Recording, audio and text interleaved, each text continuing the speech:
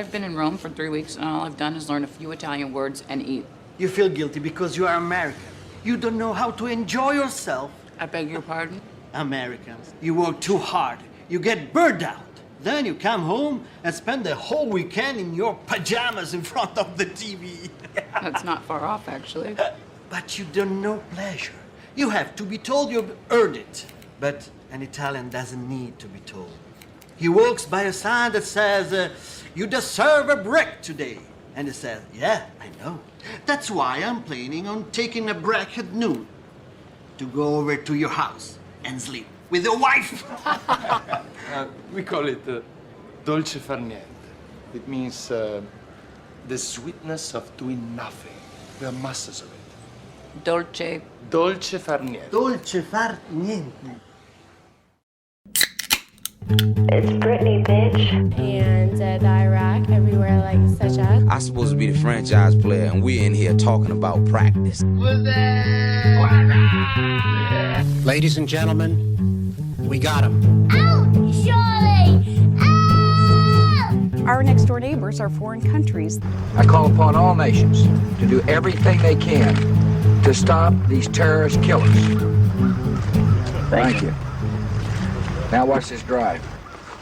Alrighty, welcome back to Remember Shuffle. We have a bit of detour for you today. We are wanderlusting into the unknown on today's episode. As a pod today, we're going to find out who we are. We're going to find out who we are, why we're here, and we've brought to you listeners a sacred text. A text from which all 21st century middle-aged American women draw power. I'm speaking, of course, of Eat, Pray, Love. Before we could live, laugh, love, we had to eat, pray, love. And this is quite possibly the most American book of the 21st century. The 19th century had Moby Dick. The 20th century had The Great Gatsby. And I truly believe, I'm calling it, that this is the defining book about American philosophy in the 21st century.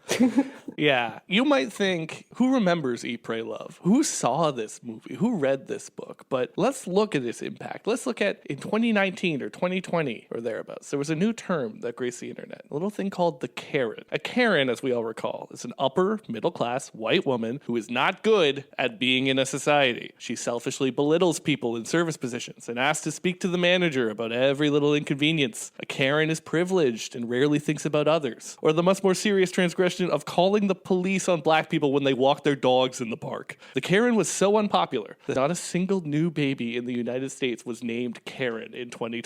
They broke the language. Now, the Karen was also associated with a certain aesthetic. Little signs in your kitchen that say live, laugh, love in their suburban houses, and a halfway understood pseudo-Eastern spirituality, a kind of yoga-adjacent mindfulness. And Eat, Pray, Love, the book and movie we're talking about today, it didn't spawn the Karen. It didn't give us the Karen. There's no causal relationship there, but it does appear to be a major cultural touchstone for a kind of suburban wine mom or Karen type of figure. The Karen is defined by their selfishness, their comfort, and their self-actualizing come before anything else. And that is an ideology that is well represented by Eat, Pray, Love. Even if in the film, this kind of selfishness is portrayed in an entirely positive light. And we're also doing it because Remember Shuffle is going international. We got not one, but two genuine Italians on our podcast today. Two very good friends of mine. Please say hello, Francesca. Ciao. And Andrea. Hi, everybody. Francesca is a good friend of ours who is returning to the mother country, returning to Italy. Maybe she'll find herself there. And we wanted to get her on the pod as one of our two experts. And I think the strongest part of this movie is the part that takes place in Italy. It's the only part that has a coherent ideology to it. And Andrea, I would say you're a fairly proud Italian man. Why do you say that? Well, just your opinions on literally anything. But so I'm so eager to hear what you think of this movie's portrayal of Italy and the Italian people. So, first of all, I'm really thankful to be here because otherwise I would have never had the chance to watch such a awfully terrible movie from any perspective you want to take it. It's really disgusting. Well, there is a lot to unpack, you know. There is that kind of general literary device when it comes to American depictions of Italy. This kind of country which basically doesn't exist. It dwells in the realm of dreams, right? Yes. There is no real people there, right? Just these swarthy, elegant, or always horny men roaming on the streets and slapping women's asses. That kind of primordial representation of Italian masculinity. And I got to confess that I'm flattered by that.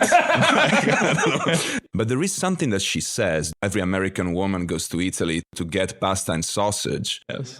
And that's true. There is a whole thing. Growing up as an Italian boy, yeah, we know that, especially female tourists come to our holy motherland precisely for that reason. It's even funnier in the book because within the first maybe 20 pages, I think she describes meeting one beautiful Italian man, Giovanni, and finding out that this beautiful Italian man has a beautiful twin, identical twin, I think Giuseppe, Giovanni and Giuseppe. And she immediately fantasizes sleeping with both of them. It's like, this woman is so horny. And again, the movie should have had the courage to portray this. What did you think of the movie on the whole, Francesca? Amazing.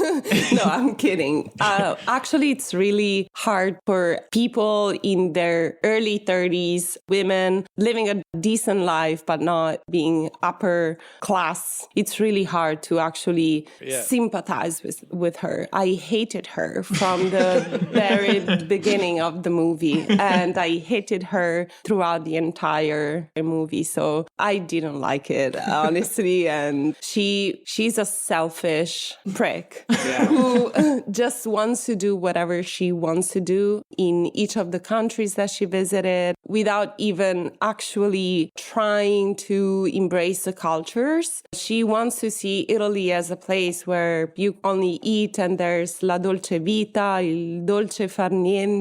And that's what she wanted to see. But since she wanted just to see that, that's how the movie was. Through her eyes, that's how Italy is, or India, or Bali as well. Franca, sorry, but I gotta stop you. Like you said, dolce far niente. Well, it is actually dolce far niente. Sorry. All right. You're right.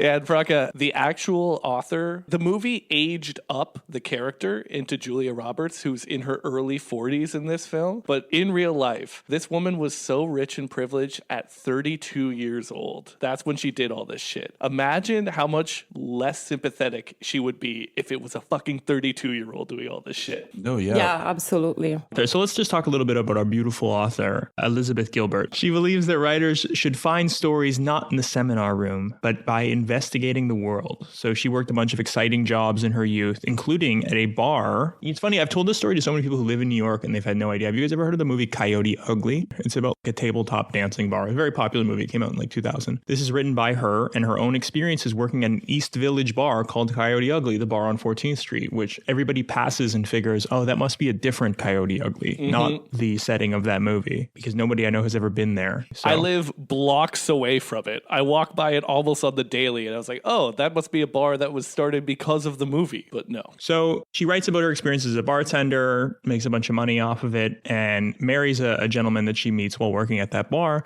And then this is where the plot of the movie takes off. It's very much an autobiographical story from the point of old Karen, whatever her name is. Elizabeth Gilbert, Lizzie Gilbs, tells you precisely what she's thinking. Every asinine thought or feeling that enters this woman's head, she puts to page. She sounds like she was cool at one point. If she was up there dancing on tabletops in the 90s in New York City, that's pretty cool. But yeah, she gets rich off of her Coyote Ugly work and then that getting optioned into a movie. And the thing that you need to know about her is that she, and the movie gets into this a lot, she's one of these people who thinks that she is a love addict. She wrote a piece called Confessions of a Seduction Addict, in which she wrote that she, quote, careened from one intimate entanglement to the next, dozens of them, without so much as a day off between romances. She acknowledged seduction was never a casual sport for me. It was more like a heist, adrenalizing and urgent. I would plan the heist for months, scouting out the target, looking for unguarded entries. Then I would break into his deepest vault, steal all his emotional currency, and spend it on myself. Yeah, this woman sounds like a lot of fun.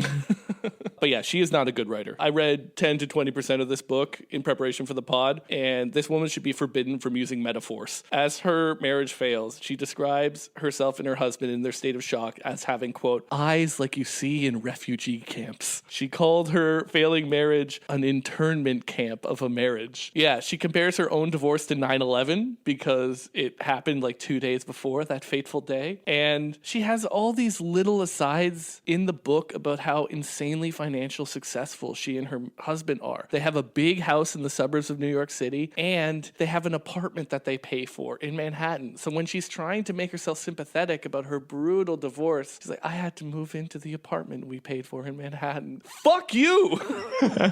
Especially since like this woman does spend a lot of time in the developing world. It's like, you should know not to compare your privilege struggles to fucking refugees. Yeah. I don't understand. Why did it become so famous? Who started reading the book, watching the movie? Who was the public of all this? Women in their 40s and 50s. Because there was another white lady divorce Italy movie in the 2000s called Under the Tuscan Sun that also came out right around this time. So I think the target is like women in loveless marriages. Let's get into the plot of our beautiful film. Okay, so Julia Roberts is at a party with her friends, and on the way home, her husband tells her that he wants to go to grad school. Boo. And as soon as she is in bed, she breaks down crying immediately and prays to God in desperation. We are 5 minutes in, and it's the emotional low point of the movie. It is raining and thundering outside. Her life is crashing around her, and she is hoping that anyone is listening. Please, God, help me. And what has happened to her at this point? Her husband told her he wants to go to grad school. Yep. This is the most devastating news she has ever heard in her life. This is the moment when I knew we had to do an episode on this subject. And it's important to stress, when she prays to God, God speaks to her and says, go back to bed, Elizabeth. And God speaks in her own voice, just to get an idea of the level of narcissism that we're dealing with here. Also, I do love that this movie, you got to give it its due, it does have the right opinion on graduate school. It should end marriages. And I can say that. I have gone to graduate school, okay? Grad school is for people who are not good enough at life and needed more school. When her husband of 6 years says to her, I'm thinking about going to grad school, and she responds with, I want a divorce. I was like, this is the greatest movie I've ever seen in my life. Again, the book handles the divorce so much better, where it's understandable. I don't know why the movie made this choice. Maybe the director or screenplay writer, the screenwriters, maybe they went to grad school. It was catharsis for them to get it on the page. But the book stresses... No, I don't think that's what it is. No? I think it's just that she needs to find herself, right? Her husband cannot be allowed to be in the same free fall as she is. He needs to be a stable point of reference for her. He can't also be trying to discover who he is. That's her job. Yeah, I completely agree with you, Giordano, because everything is based on her ways of thinking, her ways of seeing everything. And so she doesn't even care what her husband actually does. What she cares is that she doesn't want him to go to grad school. That's it. It's all about herself, everything. Him going to grad school is his version of traveling around the world for a year, eating and doing prayers. And he wants to do it because at the party, he hears that the schools are struggling. He's like an admirable character. And it's like, no, fuck you. I'm not traveling enough in my job as a travel writer. And I just want to say, in the book, it's stressed that she's 32. She says she's been with this guy for 8 years, married for 6 of them. So the divorce is a lot more understandable. Okay, they got married too young at 24. And the big issue has to do with children, where he wants to have children. She's ambivalent about children. And it's implied that that's all wrapped up with like what kind of gender roles are going to happen in the marriage, where like it's implied that, you know, she's going to have to stay home and take care of the kids. This is so much more understandable than I refuse to be married to a graduate student. So yeah, she's sad. She's having this breakdown where she speaks to God because her marriage isn't working, because her husband wants to go to grad school, and she's not traveling enough. This despite the fact that she just got home from being paid to go to Bali, and this weekend she's going to Aruba on a paid vacation. So, but it's not where she wants to go. She wants to go to Buenos Aires. Then She separates from her husband. She falls in love with an actor who is acting in a play about her. Narcissist. Played by the very handsome James Franco. And divorce proceedings are ugly but very funny. This is, I think, the funniest part of the movie to me are all of the scenes that involve her ex-husband representing himself in the divorce proceedings, singing a song, trying to enter a song in the legal evidence. My client is simply not interested in a divorce. Is he serious? Is he really representing himself? One semester of law school, right here, baby. My client would like to submit a song that he wrote that he believes is relevant to these proceedings. It goes something like this. Are you kidding? Quitter, quitter, quitter, quitter, quitter, quitter, quitter! And then meanwhile, her and James Franco fall out of love. It happens very abruptly. Someone just comments that they started dressing the same. And she sort of notices that she repeats the same habits that she has in relationships, which is to always be with a man, always be defining herself by who she's with and not knowing how to be alone. So she decides to travel around the world. She speaks to God and God tells her, you need to go traveling. You need to figure out who you are. First, she goes to Italy. Woo! And her plan is to learn how to appreciate things in life. Someone tells her, Americans, they know entertainment, but they do not know pleasure. Italians don't feel guilty about doing nothing because they know they deserve it. There's a scene where she eats spaghetti set to Mozart, famous Italian classical composer, Mozart. Yeah, there was no classical music written by any Italian that they could have used. No opera. She learns to speak Italian not with her words, but with her hands. You don't speak the language just with your mouth. You speak it with your hands. Gesti. Like this? Con I gesti. I gesti. Con I gesti. Non lo sai. Okay, Non hai capito. he's a yelling. Braccia, gesticolare. She says in the book that every city has a word. One word, one single word. Right. London's is dreary, New York's is ambition, and Rome's is sex. Yeah, this is so fucking stupid. Every city, person, or concept can be distilled down into a single word. This person's job is writer. What the fuck? But let's get your take. I haven't been to Rome since I was 18 years old. Is Rome the sex city? I don't even know what that means, to be honest. Like, I was quite I didn't know what to think. I mean, maybe, I don't know. If you read Roma backwards, it says amor. So maybe, like, being a writer, she may well be a highly educated and literate person. So she was playing with that. But, you know, there is something that makes me doubtful about that, you know?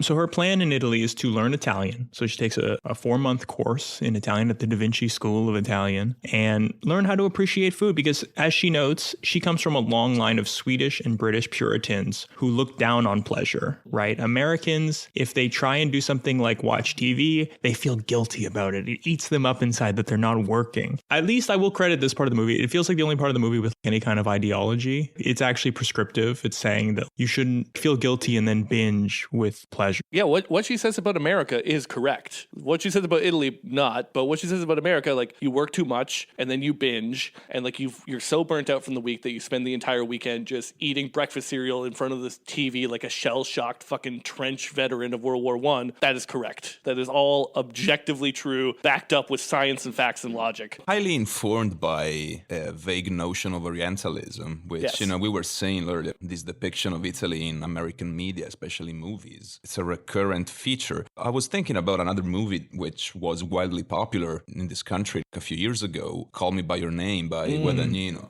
I hope that he dies.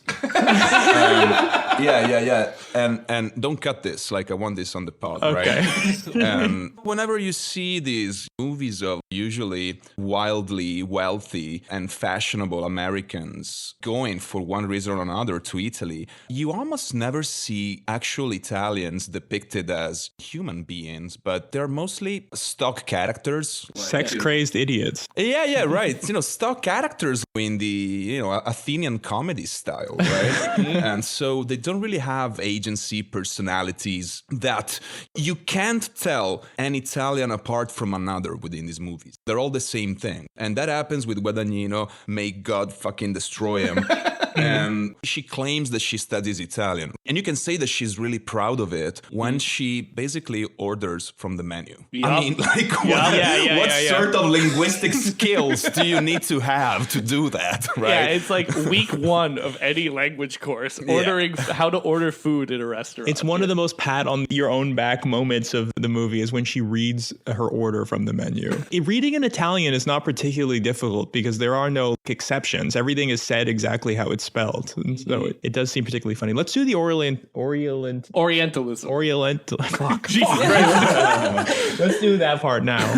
The movie is divided up into thirds, like Giordano said. First she's in Italy, then she goes to India, then she goes to Bali. And she plans it this way because she's going to learn pleasure in Italy. Then in India, she's going to learn devotion, the pray, so like not about pleasure. And then in Bali, she's going to learn to balance the two. And that's what turns into love. That was her plan. And so when you look up this film on Wikipedia, the first recommended article is Orientalism. Orientalism is the patronizing view of people from the East, capital T, capital E, and it's this exoticized, idealized one. So if the Euro culture you come from is puritanical about sex, then the Easterner is lascivious. If the Euro culture has a fucked up work culture, the Easterner is lazy. It essentializes and it flattens all these cultures from the East. They're static, they're unchanging, and you can define yourself in opposition to them. And what's so funny about this movie is that it hella does this for India and Bali, but also Italy. Italy gets lumped in with the exotic East in this film. And I think that the movie has such a weird portrayal. As we were watching it, there's a scene where they're in the barbershop, and this is where they describe, I can't say the Italian, whatever, fare niente. One of our beautiful Italians say it. Dolce far niente. Exactly. They're discussing that, and they're in the barbershop, they're doing the shave, they're discussing that. And I just looked at Giordano when they're describing the joy of not working, and I said, this film was financed by the European Central Bank and the German government. Just trying to say, listen, that's just the way they are down there, you know? Nothing at all about, I don't know, the employment rate, youth unemployment rate in Italy, nothing about what the Northern Europeans have done to Italy or the banks or us forced austerity, nothing about that. No. They just enjoy it. They just enjoy not working down there. It's how they are. It's basically the bare necessities song from the Jungle Book is what everybody's like in Italy, you know? And yeah, even her view of the language, where like she learns it because she thinks it sounds so beautiful. And there's linguistic reasons that Italian sounds nice in terms of like, actually, I don't want to dork out about euphony on the podcast, about the combination of vowels and consonants or whatever, but she puts it up on this pedestal in the dumbest possible way. So the word, her favorite word in Italian is... Attraversiamo. Beautiful. Much like Lizzie Gilbert, that brought me to partial orgasm just now, where it's just this ordinary verb that means to cross over. And she uses it incorrectly. But she says it's the sounds, it's the, I forget the adjective she used, it's the lazy or some shit like that. It's the rolled R, the consonants of yeah together or whatever. It's like, Jesus fuck, lady. You clearly have never learned any foreign language in your life before. Here's a quote from the book on how she describes speaking Italian and the way she puts it up on a pedestal. But I loved it. Every word was a singing sparrow, a magic trick, a truffle. I would slosh home in the rain after class, draw a hot bath, and read the Italian dictionary. Disbaldo! Porco Dio! The words made me laugh in delight. I became one of those annoying people who say ciao. Just speaking these words made me feel sexy. You know, there is a truth to that, probably, since, ordinary Italian, the language we speak, it's very different than English. You know, it is a language that was codified as a literary language, and then it became of common use. So there is surely something true to that. However, since this woman claims to have been to Rome, I'm going to promise you, the diction of the Romans is quite harsh and terrible. Like, in a way, I mean, I don't know if Rome is the city of sex. It surely is not the city of politeness and being gentle and kind, right? So I'm highly skeptical of that. For sure. And yeah, she does mention, of course, talking about standardizing through Dante, and she does talk a little bit about dialects in the book, but yeah, it totally doesn't match with her exoticized and idealized portrayal, and just using this language as like a fucking totem totem for how she feels. Yeah, read some of these other quotes about the Italian language. Yeah, so in her decision to study Italian, she says, why Italian? I mean, it would be more practical to learn the accordion, but why must everything have a practical application? Is this lifetime only supposed to be about duty? Did my learning Italian need any justification other than it was the only thing I could imagine bringing me any pleasure right now? Just in case Italy invades Ethiopia again, you can brag about how you can speak a language spoken in 2 whole countries. San Marino would like a word. Yeah. And then this is about her class. She says, the interesting thing about my Italian class is that nobody needs to be here. Not one of us can identify a single practical reason to be in this class. Everybody, even the uptight German engineers, share what I thought was my own personal motive. We all want to speak Italian because we love the way it makes us feel. A sad-faced Russian woman tells us she's treating herself to Italian lessons because, quote, I think I deserve something beautiful in my life. The German says, I want to learn Italian because I love la dolce vita. Which, by the way, she made both of those people up. The fact that in her class happens to be a sad Russian woman and a uptight German engineer, she's just taking the first stereotype available about these 2 countries and is like... Yeah, also, at no point does she ever mention, like, it would be cool to be able to speak with Italian people. No. Again, all about herself. Mm-hmm. What she wants to say, what she wants to see, what she wants to live. All about only herself. Yeah, why she wants to speak to Italian is to say the words to herself around the house, basically. Exactly. Yeah. Exactly. But it's just funny, something about the idea of learning a language being a panacea for all of your problems is so funny to me. I don't know that this is a realistic portrayal of learning a language for anybody, that it's like medicine. No, it's not at all. It's like work. It's tough learning vocab. And in the book, she even says, okay, she goes to Italy for pleasure, but she says she's going to be celibate, which, you know, okay, fine. That's No sausage. No sausage. And then she brags practically. She says, the only pleasure I was seeking was food and language learning. So she said she never went to a museum. She never didn't look at art, didn't go to a museum, no opera, no music, no concerts, no culture outside of food and the most basic language learning. Yeah, in the country with the largest number of UNESCO sites. Yeah, whatever, I guess, right? She does go to the Augustine... Yeah, the mausoleum of Augustus. Which she says has been like overrun with homeless people.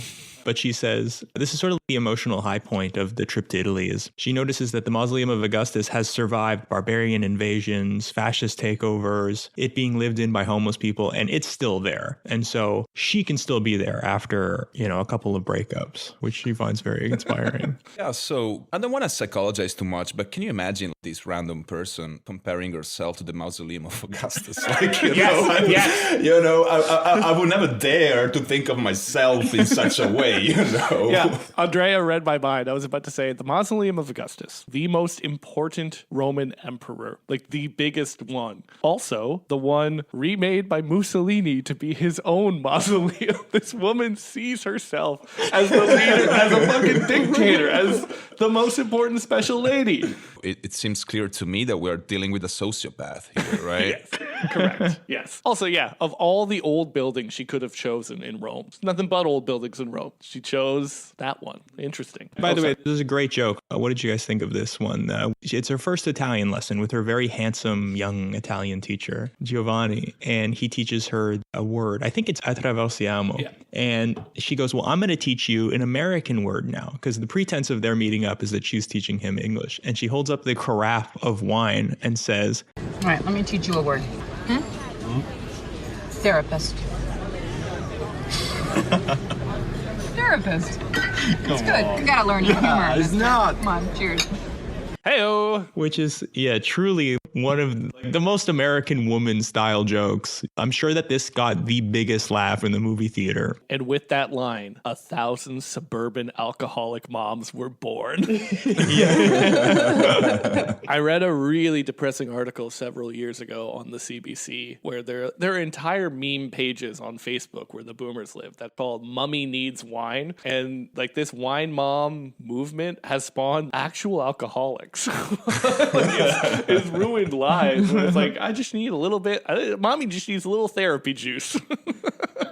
People joke about it all the time on Facebook, in the movies, and on TV. Moms need wine. Laura McGowan was one of those moms. She and her friends got together regularly with their kids, and more often than not, the wine flowed freely. It was like the joke, like the kids have the sippy cups and we have our sippy cups. My Facebook feed, the memes that go around about wine and moms and drinking and moms. But for Laura, that norm almost cost her the most important person in her life. Eventually, I would have lost custody of my daughter. It was inevitable. Laura hopes that society will get the message that parenting is a gift, not a burden that requires self-medicating. I think it's a ship that's going to take a long time to turn. But it's usually women needing the therapy with alcohol and eventually alcoholism. And that's understandable, but I keep humble about it. I mean, I don't see the point of making it something, to brag about. Well, it's kind of another example of American consumption is not meant to be enjoyed. It's meant to fix your problems. You're not supposed to like your food. It's supposed to make you not hungry anymore. Yeah. That's why you're doing it. It's funny. It did ring true, some of what she was saying, because I read this part of the book while eating my sweet greens bowl at work. I decided that day that I was going to take a 5-minute lunch because I wanted to have more time working. And I read this part and I was like, okay, maybe this is a little true. A lot of things are actually true. Yeah, I completely agree with Andrea about depicting American culture in the upper class, upper middle class. It reminds me of a story my dad told me. My dad worked for Fiat and he would go over there for work sometimes and he would always complain about the people there. My dad is 100% Italian, by the way. His parents came here from Italy and he was like, these fucking Italians, man, every time it's lunchtime or it's coffee, we got to take a big break for half an hour while everybody eats. Nobody wants to work through lunch. And I'm like, you're the sucker. Yeah, you're the guy who needs to die for his company. But let's circle back to the plot, wrap it up real quick. We're going to spend most of our time on Italy because it's the most entertaining. And I just think, visually, it's the best part of the movie. I love the shots of food, man. I could watch Julia Roberts eat pasta amatriciana. But the part where she's watching a couple make out while she eats the pasta is very good, I thought.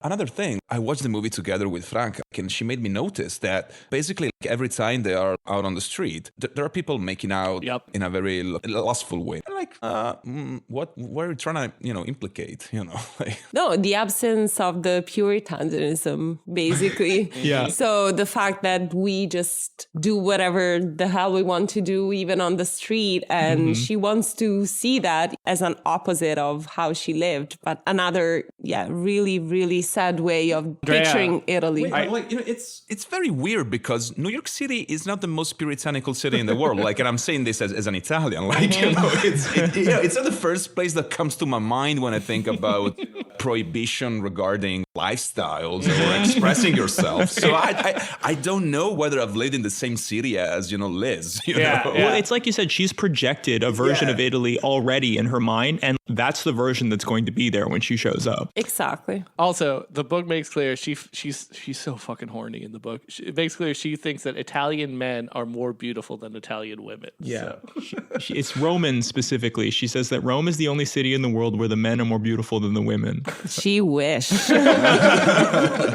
I really like the scene which is a scene made up for the movie where her and her friend are enjoying pizza at the best pizzeria in the world, because it's the best pizzeria in Naples, which she figures must be the best pizzeria in the world. And her friend is like, I can't eat any of this. I've gained 10 pounds since I've showed up in Italy. And Lizzie Gilbert reprimands her friend and tells her, you know what? Life is meant to be enjoyed. Men will have sex with you either way. What we're going to do, we're going to eat this pizza. We're going to buy bigger jeans. And then she goes to the store and spends 5 minutes trying to get her jeans on with some kind of zipper contraption. I thought the point of you being here is you're buying bigger pants. Why are you trying to squeeze into these small low-rise jeans? Yeah, but Giordano, it's a Hollywood movie, so you can get a little bigger, but you don't want to get fatso pants, Right. Also, I gotta stress, one of the fucked up things about this scene, there's an entire conversation about women's bodies and body issues where they talk about muffin tops. Again, it's yada yada yada away with, as long as men are willing to have sex with you, you can feel good about your body, right? Get all your validation externally. That's the only thing that counts. But the most fucked up thing about this scene is that in the book, there's none of this. Both of them eat due pizze eat 2 pizzas in the pizzeria, don't feel guilty, don't think about it, no conversation, no bit about buying more jeans. But because it's a Hollywood movie, we have to add a little bit about body issues. We have to a little bit, and get that comedic genius of 2 women pulling up jeans on the floor of a clothing store. It's such dog shit. First, I completely agree with you. It really made me mad when they were speaking about you don't have problems with getting men even if you have that muffin top, but that shouldn't be the point. And then second, they all talk about the fact that you shouldn't care about having muffin top because men still want to have sex with you. And then you go to the store and you still try to fit into that aesthetics that you need to be fit. That really made me mad again. I was mad the entire movie. So we'll go over to India next, where she goes to pray. This is the pray part of the Eat, Pray, Love. Yes. Here, she's going to try and learn devotion. She does chores, she scrubs the floor, she tries to meditate, she sucks at it. She meets a recovering alcoholic who gives her the worst nickname of all time, Groceries, because it's implied she eats a lot, I guess. It's one of the weakest nicknames I've ever heard in my life. Yeah, she's eating at dinner, and he's like, oh, groceries over here, which that's not even the word for food. It's a separate word. And so for the rest of the time, he calls her Groceries. It's very much like a Andy Bernard Big Tuna style nickname. And we try and get some like emotional resolution where in India it said she needs to learn to forgive herself. And it's like, man, but it's the movie. I'm going to use a modern word that's on the internet a lot. The movie it's totally gaslighting you because in the movie she did nothing wrong. It's her dick husband who blew up the marriage by going to graduate school. But for some reason she has to forgive herself. And then she has a fantasy where she imagines talking to her husband, and that leads to her forgiving herself. And it reminded me, like, in Alcoholics Anonymous, in the program, apparently, there is a step where you need to forgive yourself for your fucking up your life by drinking too much and being an alcoholic, but it is in conjunction with having difficult, uncomfortable conversations with all of the people you hurt and wronged in your past life as an alcoholic. And this movie is just the first bit, or rather, you can imagine the difficult conversation and that counts. You're good. You did your due diligence. Yeah, just imagine how this conversation would go, which is exactly what she does with the other conflict in India, which is her work partner at the meditation center who's getting married in an arranged marriage, and she doesn't want to be married. And her solution to her problem is just to imagine her having a happy life and then say, I imagined you having a happy life. And the child bride says, oh, thank you so much. That makes me feel so much better. End of the conflict. Yeah, it is some comical white savior shit, which we'll unpack in our themes more in full, but there's an arranged marriage with a fucking teenager. She obviously can't change it. It's grounded in reality. So instead she just says, you know what? Chin up there, bucko. I imagined you happy in your marriage and that'll work. And it gets back to what we said about Italy, where you can just have a projection of how things will go. And then if you just imagine that to be true, you're writing the story before you even live it. And then you can be like, yeah, man, I fixed a lot of shit over there. It's terrible. And yeah, it's worth stressing. The only, like Franca, I was mad almost the entire time while watching this movie. The chunks in Italy are at least visually appealing, and there are a couple laugh lines and some beautiful shots of Italian buildings and Italian food if you just watch around the characters and the things they're saying and doing. But the chunks in India and Bali are so fucking boring. It doesn't work as a movie. It doesn't have like a good 3-act structure. There's no emotional highs or lows. There's very little resolution because so much of it is just this lady just imagining things. If this movie was just called Eat and it was about a woman going to Italy to learn how to enjoy life, it would have been a 3.5-star movie. But unfortunately, the India and Indonesia parts drag it down so much. By the way, one of the signs that she should go on this trip in the book is that all 3 countries she wants to go to start with the letter I, which reveals that she should be focusing on herself. Ooh, that's a nice take. Yes. Yeah. So yes, we move on to the 3rd act in Indonesia, where she meets a 9th-generation medicine man, who she had met at the beginning of the movie. He read her palm, made some predictions. I like to imagine this 9th-generation medicine man is just a complete charlatan and con who cons white people out of their money with horoscope-style predictions. Phased. His predictions are usually, you will come back here and help me learn English. You will come back here and help me sweep the floors. You will help me do chores. That's what I see in your future. Which respect, honestly. Yeah. And the purpose of Bali, Indonesia is for her to find balance between the asceticism and devotion of India and the pleasure of Italy. But it's another Hindu place where she does more pseudo-Eastern meditation. And I guess the pleasure comes from the fact that it's filled with horrible global expats, digital nomads who have their beach parties or whatever the fuck in Bali. And this is where she breaks her own celibacy rule eventually. Here's where we get into like a traditional rom-com style thing. Yeah, we have a meet cute where Javier Bardem almost runs her over with his car and has to bring her to a doctor. And Javier Bardem in this movie, by the way, as an aside, I was driving Ben nuts when we watched it because I could not take my eyes off of just the shape of his face and head. And I was telling him it's because, you know those, how we found like Neanderthal caves in Spain? That makes sense that they're in Spain because whatever village he's from, I guarantee you that's where those caves were found because there is no one who looks more, he's got such a big face. As we were watching today, I was like, his features, they're so deep set. I'm not calling him unattractive. I'm just saying there's something about his big face. Hollywood, if you're working on a movie right now about a Neanderthal man, Javier Bardem is your man. Yeah. I'm not an expert, a cinema expert, but he looks like he's the only good actor in the whole movie. The role is pretty bland and banal. He's a kind of male counterpart to Lizzie, right? Was it the director who instructed them to act poorly? Because it really pains me to see James Franco in such a bad shape. I don't know much about Julia Roberts, but she's supposed to have been really good and important actor in the early 2000s, right? Awful, terrible, disgusting. Go back to acting school, I guess. Whereas at least Javier Bardem, okay, I can see that you're a professional, right? Yeah. I don't think he phones it in this movie. I didn't notice Julia Roberts was bad because like all Americans, I'm taken in by her smile. And her laugh, but her staccato laugh.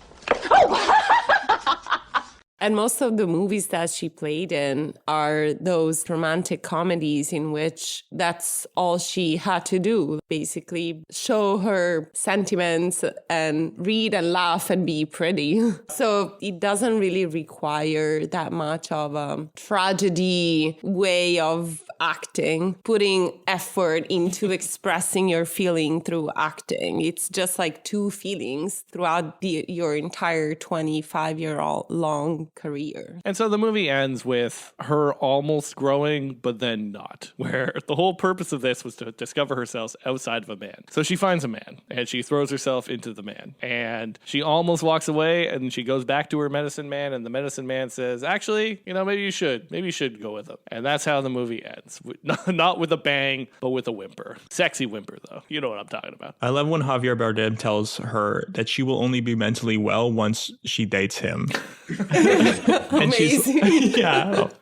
and then she's like, that doesn't sound right. And then goes to the medicine man and the medicine man's like, oh, actually, yeah, he's right. And she's like, all right, well, I was externally validated into this, so I'm going back with him. I love that because I've always done it with my girlfriends, I mean, gaslighting is a form of art. And yeah. I mean, let's be honest. I mean, I know that I'm not supposed to say things like this. And I like the way in which the way he managed to do so while at the same time showing his most emotional and sensitive self. He's my man. I want to see Javier Bardem play this role exactly the same way he played his character in No Country for Old Men. Yeah. With the creepy haircut. He comes up to Lizzie, he says, what's the most you've ever lost on a coin flip?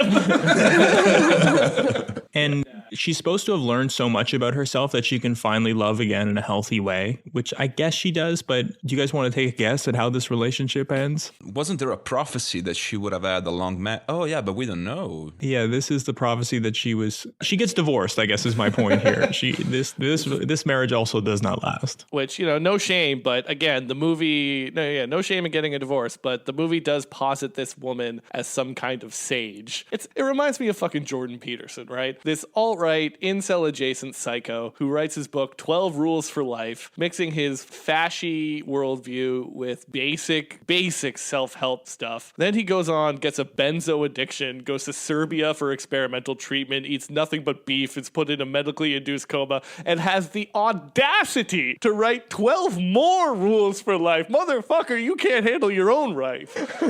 Clean up your own house before you tell me your fucking rules.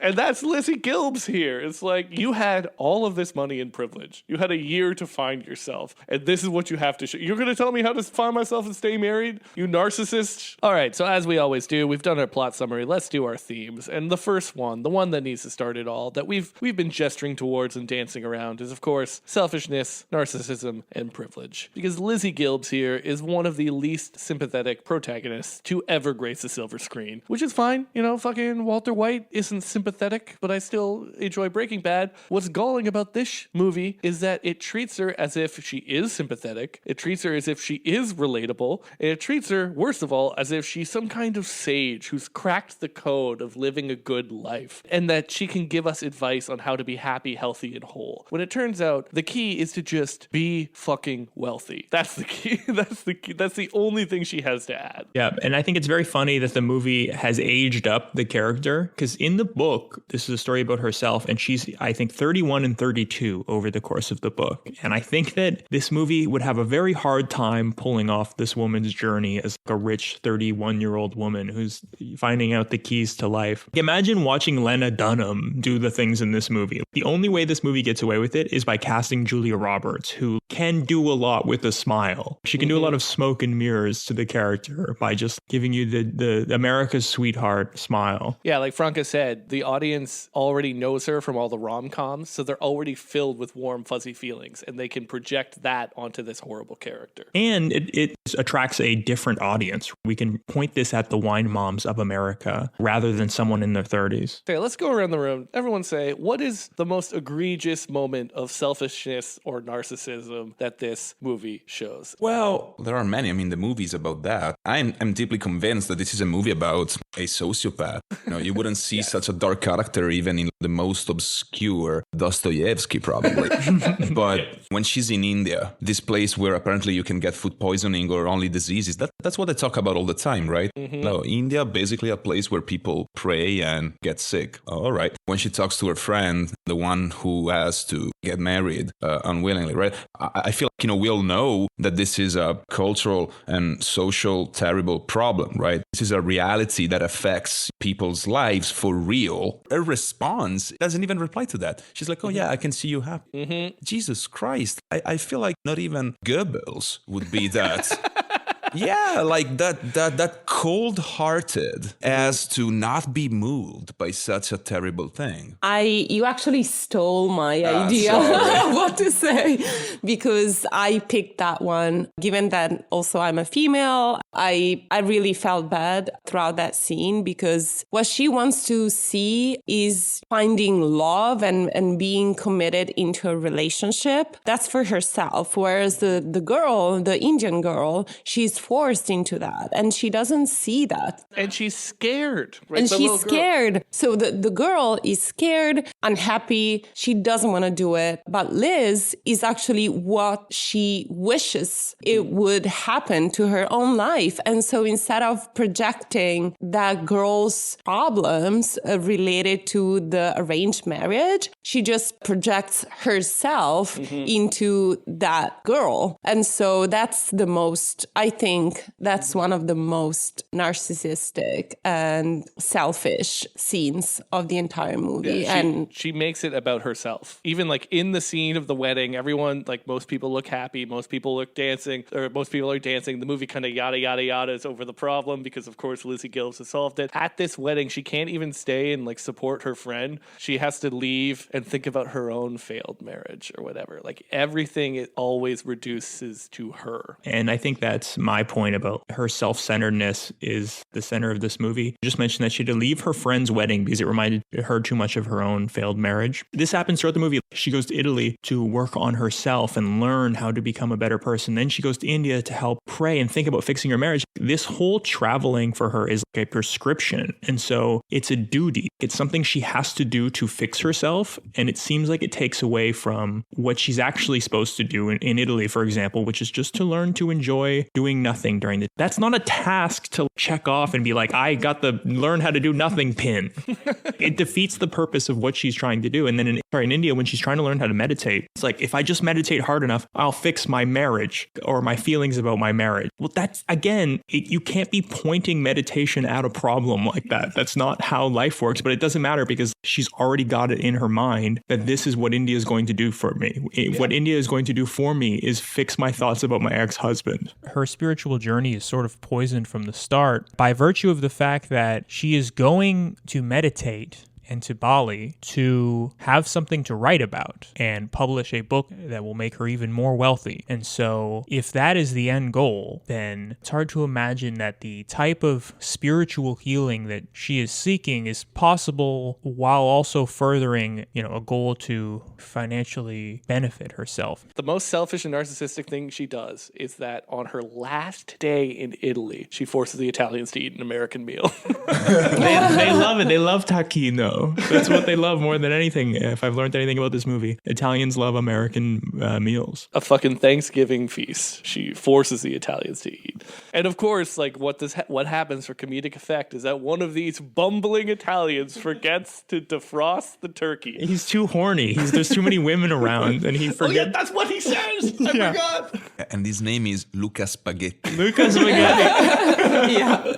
Andrea spoke earlier about Italians as stock characters in film, but I feel like this does happen all the time, is they're just the bumbling, horny idiot. I know in the show Friends, it introduces like 6 Italian characters in the first couple seasons, and they're all horny idiots, like between Joey Tribbiani, Paolo, and an Italian woman that Chandler gets together with and then leaves him. Hollywood does love to hit on this note quite a bit, and so does Lizzie. Moving on to, I think, the strongest theme that I think the book and the movie both share, which is religion. So Lizzie has discovered a new form of Protestantism.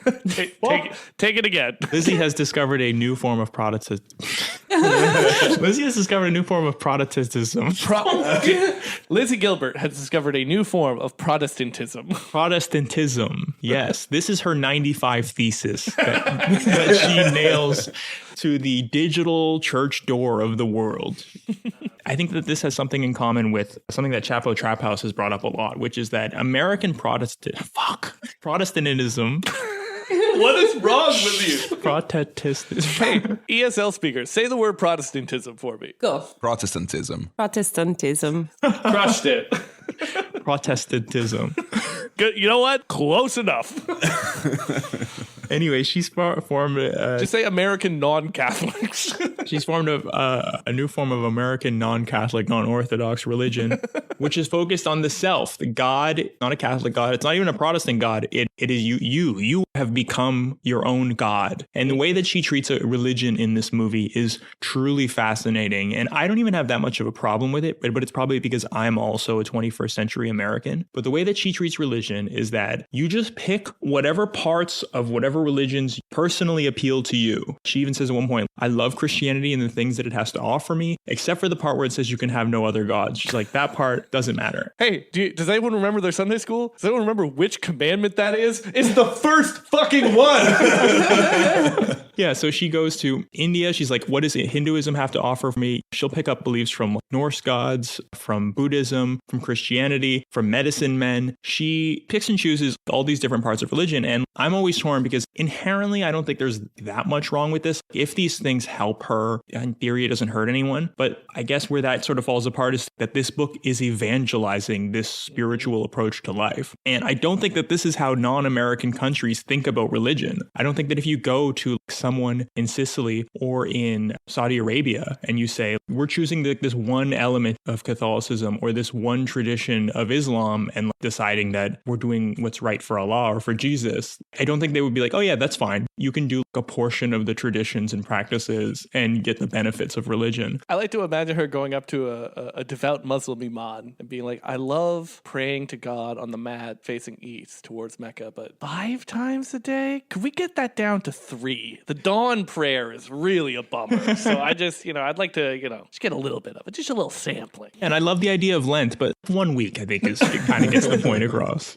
She's literally turned religion into a buffet. Yes. appropriate. It's the eating, praying, and loving movie. It is the American approach. The true God is me, and then I can dress myself up in whatever way I want. That's exactly the American society here on everything. Everything is commercialized and custom for the client to pick and choose whatever it fits best. Also religion.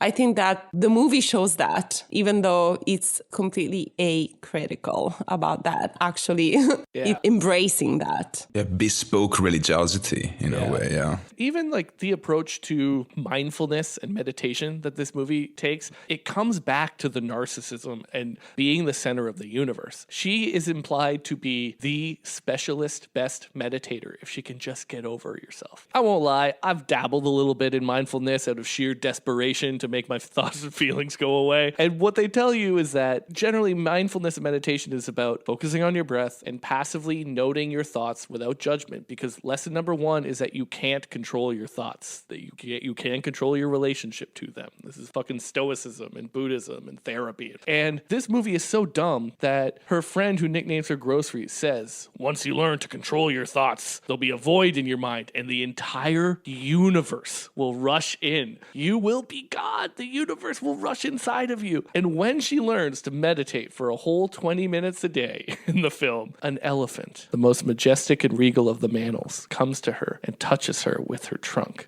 or maybe his trunk, I don't know the gender of the elephant, at the climax of the India section. And yeah, it's wild. I mean, she is God. That's it. Yes, God speaks to her several times in this book, and it's always in her own voice. And then she can begin to ask God for things. And so at one point, her husband won't grant her a divorce right before her trip is about to start. And so she writes a petition to God, which of course he grants. Yeah, she does refer to God as a he in the book. And her husband, out of nowhere, agrees to finalize the divorce. Actually, I want to read just a few sections of this because this is the worst part of the book that I read. So divorce proceedings are going slowly. She writes a mental petition while she's driving in a car with one of her best friends. Her best friend is Lebanese and grew up during the brutal Lebanese civil war. Bear all this in mind. And so her friend tells her to write a petition. I won't read it all. It's long and boring, but it starts, Dear God, please intervene and help end this divorce. I recognize that you are busy with wars and tragedies and much larger conflicts than the ongoing dispute of one dysfunctional couple. But it is my understanding that the health of the planet is affected by the health of every individual on it. So fucking true.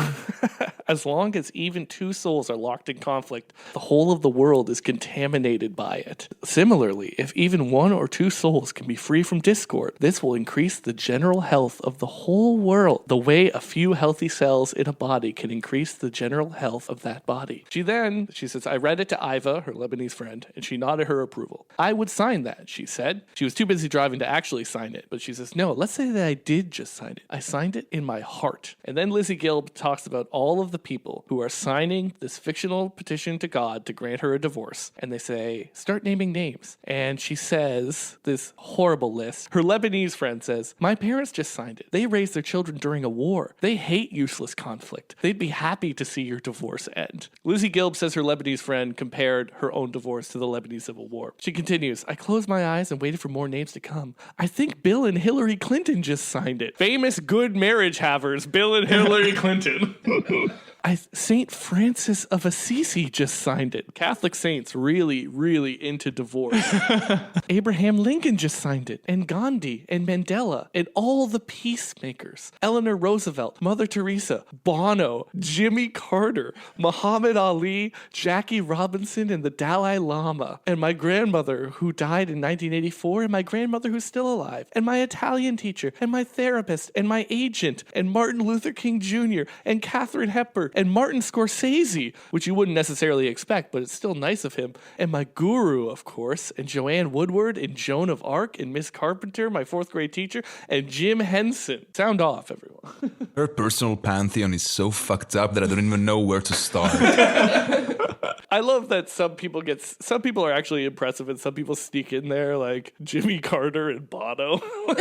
Yeah, I love that she's like Gandhi and Bono, some of the foremost peacemakers of the world. To close up this horrible religion section, I have a pretty live and let live approach when it comes to, your Eastern spirituality, mindfulness stuff or prayer and religious stuff, so long as you're not a fucking bigot, do your own thing. It might not be for me, but whatever. I have no patience though for nonsense crystal bunk. And if So if something like tarot cards, that's the harmless weed of crystal bunk. This movie and book, this is the crystal meth of crystal bunk. Because here is the climax summary of the Eat, Pray, Love religion. In the end, I came to believe in something I call the physics of the quest, a force in nature governed by laws as real as the laws of gravity. The rule of the quest physics goes something like this. If you're brave enough to leave behind everything familiar and comforting, which can be anything from your house to bitter old resentments, and set out on a truth-seeking journey, either externally or internally, and if you are truly willing to regard everything that happens to you on that journey as a clue, and if you accept everyone you meet along the way as a teacher, and if you are prepared most of all to face and forgive some very difficult realities about yourself, then the truth will not be withheld from you. End quote. In conclusion, I don't know if there's a God, but if there is, God is sending this woman straight to hell. Fucking free fall down. In order to do the physics of the quest, you need to just have a lot of money and time. The other thing that we'll talk about more on the Epic Bacon Reddit Guy episode is this idea that like if religion is going to die out, it's not because the epic atheists of the world will disprove it with facts and logic. It'll be because all of the practices of religion are taken up by Americans like Lizzie Gilbert, who practice them without any ecclesiastic connection. They are merely spiritual tools and have no dogmatic tradition in an organized religion. You know, you do yoga because maybe of its aesthetic attraction rather than any kind of like religious interest that you have in the practice. Same with meditation or fasting. If religion one day becomes less popular, it's entirely likely that we continue to do the practices involved in the religion, but we've just divorced them from a connection to a god or a deeper spiritual meaning. So, okay, so just to wrap up on our final theme, we have the white savior narratives of this book. Yeah, so we've already touched on these a couple times naturally. It's not just that this woman's so up her own ass, but everywhere she goes, she solves people's problems. She immediately makes friends and immediately solves their problems. Like her Swedish friend who had body image issues, boom, solved. Solved with her knowledge bombs about how men will still fuck you even with a mush on top. The child bride who's scared about her relationship, boom, problem solved. I imagined you happy in my God center universe. I sent you thoughts and prayers. Or a horrible scene where there is a Balinese medicine woman who, or traditional healer, different from the medicine man, who is also a divorcee and has a little daughter named Tutti, T-U-T-T-Y. And Lizzie Gilbs builds this woman a house by soliciting money from her rich friends and making a horrendous pun between the name of this Balinese girl, Tutti, and the Italian pronoun tutti, meaning everyone, and about how everyone needs to help or something unclear. And this one is one where, fine, she actually did do something kind for someone, and if this is true, then, you know, power to her, I guess. But one of the tasks she's given by the Balinese medicine man is to transcribe his notes, which are written in the Balinese script, which she doesn't read. So this is clearly not actual work he needs done. This is like a meditative exercise for her. But she just cheats at this exercise chore. She goes to a photocopier place, photocopies it, puts it in a nice fucking type A binder nerd leather-bound thing, and this medicine man says, "You fixed me." What the fuck? With technology. She is, not only is she God, she's also the Messiah that fulfills God's promise, because everyone she touches, her life is improved by. Oh, yeah. So yeah, that wraps up our themes. We'll do a couple more bits here. We were thinking about a version of Eat, Pray, Love, but the countries she goes to are not appropriate. Yeah, just Eat, Pray, Love in worse countries. So maybe she learns how to eat in England. Yeah. Yeah, boiled beans on toast. Really changed my life. Ordering from the menu, and she's like, bangers and mash.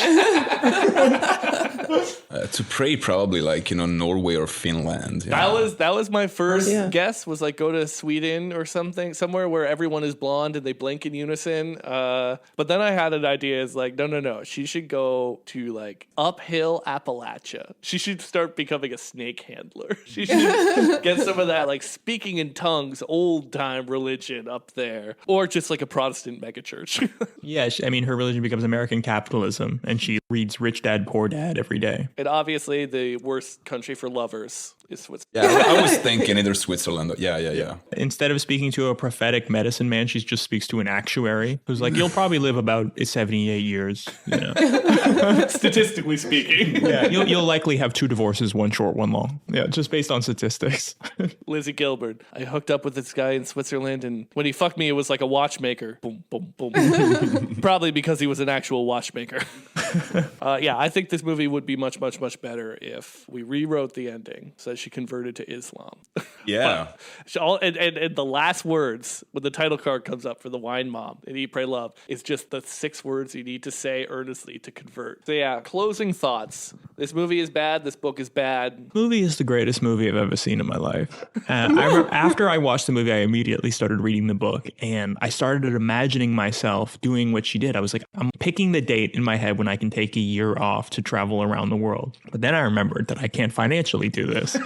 And so first my fantasy was me making a bunch of money somehow. Then the fantasy would begin. So it actually required 2 fantasies in my head, which I think is basically necessary for everybody. But it's impossible to read this book and not be like, I would be so fixed if I went to Italy and I started speaking Italian and eating good food. And then I went and meditated.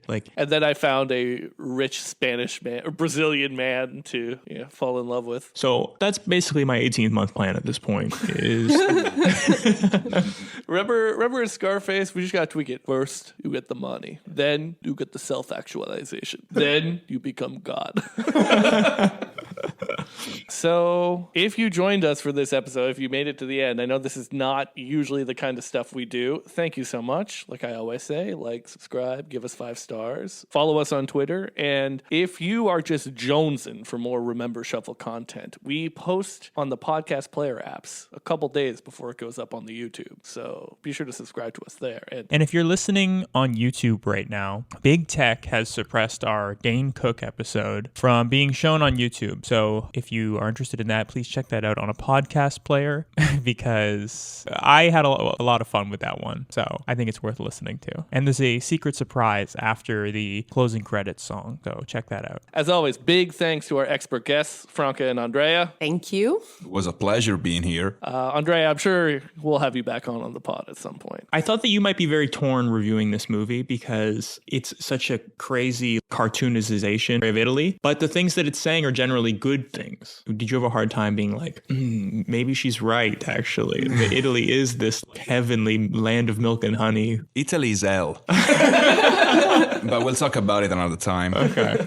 All right. So I guess it is the time to say arrivederci. Arrivederci. Attraversiamo. Attraversiamo. Ciao, ciao.